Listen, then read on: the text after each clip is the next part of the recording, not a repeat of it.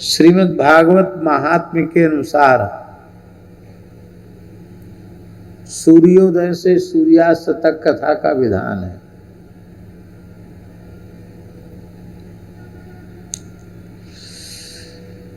यहां तक लिखा है कि आह्निक को नित्य कर्म को भी संक्षिप्त रीति से सूर्योदय के पूर्व ही संपादित वक्ता कर ले, श्रोता कर ले और सूर्योदय से सूर्यास्त तक कथा श्रवण करे। बीच में विश्राम बोले हाँ। मध्याह्ने घटिका द्वयम, मध्याह्न में 2 घड़ी का विश्राम। 2 घड़ी समझते हैं?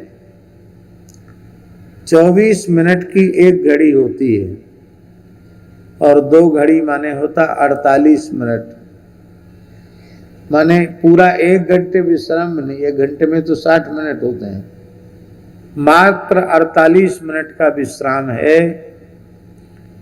वह विश्राम भी इस प्रकार का विश्राम नहीं है कि लोग गद्दा तकिया लगा के सो जाएं। उस विश्राम के संबंध में लिखा है कि उस क्षण में शरीर के आवश्यक वेग हों तो उनकी निवृत्ति करें, मध्याह्न संध्या करें और मृदंग ताल ललित वैष्णवों के द्वारा संकीर्तन होना चाहिए।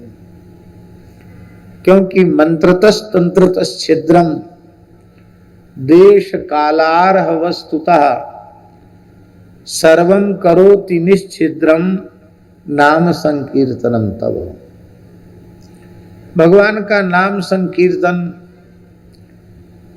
समस्त साधनों को छिद्र रहित, दोष रहित बना देता है। इसलिए बीच में संकीर्तन का विधान किया गया है। किसी काल में यह कथा भी होती रही होगी। हमारे पूज्य गुरुदेव श्री पहाड़ी बाबा महाराज बताते थे, हमने ऐसी ही कथाएं सुनी है। बताते थे कि जब चित्रकूट में प्रमोद वन में भजन करते थे, कामदगिरी में एक विद्वान आए, उनकी कथा हुई। बिजावर की रानी, बिजावर के राजा आयोजक थे।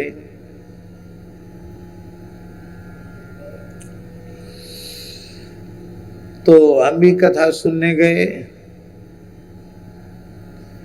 तो व्यास जी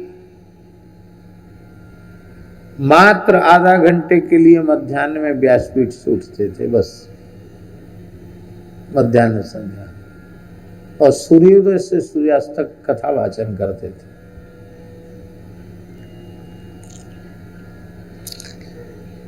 और बोले हम तो प्रमोद वन से आके कथा में बैठ जाते तो सूर्यास्त के बाद ही आसन खोलते, सिद्धासन से बैठ जाते सवेरे 6 बजे, तो शाम को 6 बजे ही सिद्धासन से उठते। बोले कथा पूरी हो गई तो व्यास जी व्यासपीठ से उतर के आए और हम तो अपने ध्यान में थे, साष्टांग पड़ गए।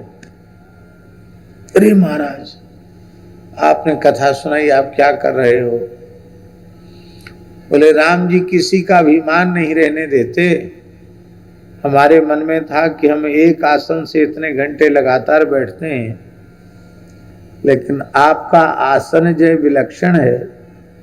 12 घंटे तक एक पाषाण प्रतिमा की तरह आप बैठे रह जाते हैं, हिलना नहीं, डुलना नहीं, इधर उधर देखना नहीं, एकदम पाषाण की मूर्ति की तरह बैठे रह जाते हैं। धन्य है आपको।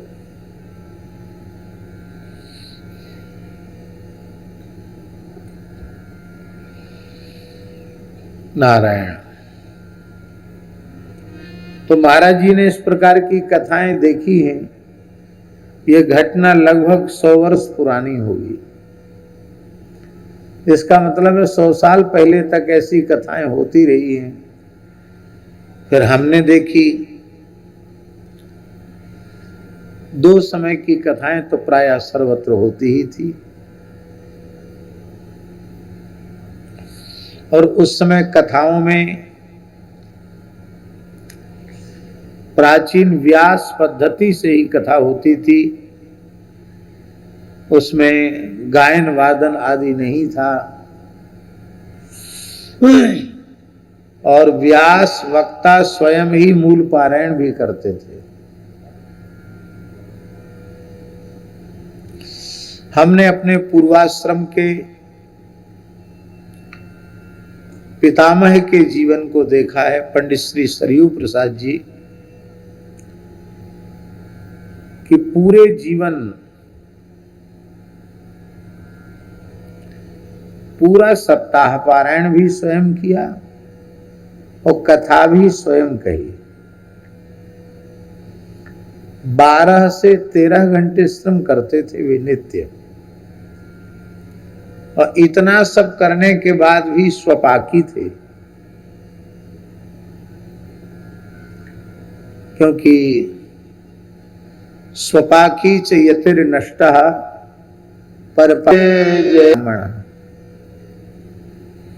बाद में जब शरीर शिथिल वृद्ध हो गए तो फिर उनकी गृहिणी जाती थी, वे कुछ बना देती तो लेते थे, अन्यथा केवल फल लेते थे। उन ब्राह्मणों का ऐसा नियम, ऐसा शौचाचार निभ गया। अब धीरे धीरे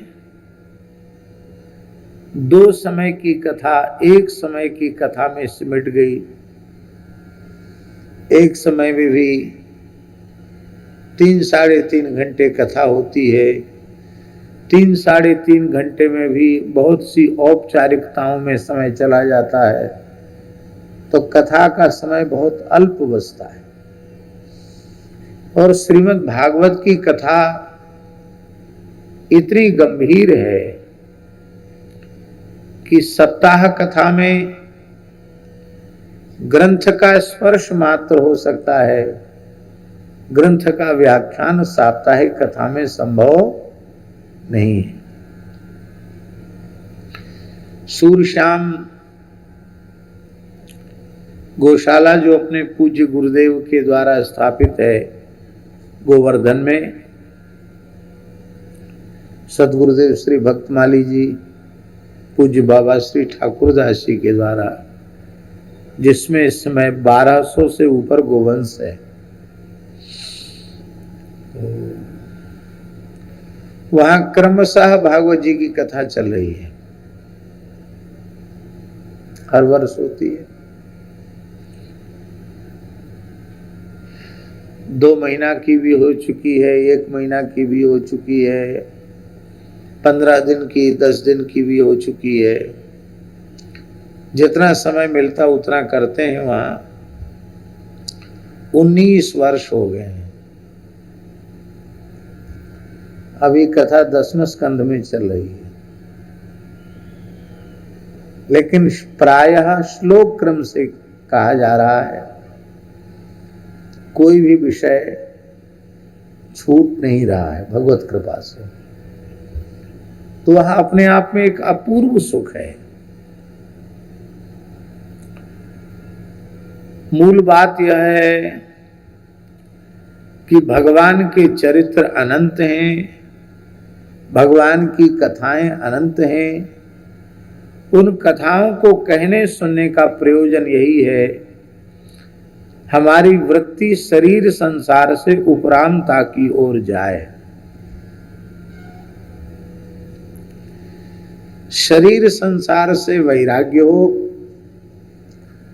और भगवत चरणारविंद में अनुराग हो।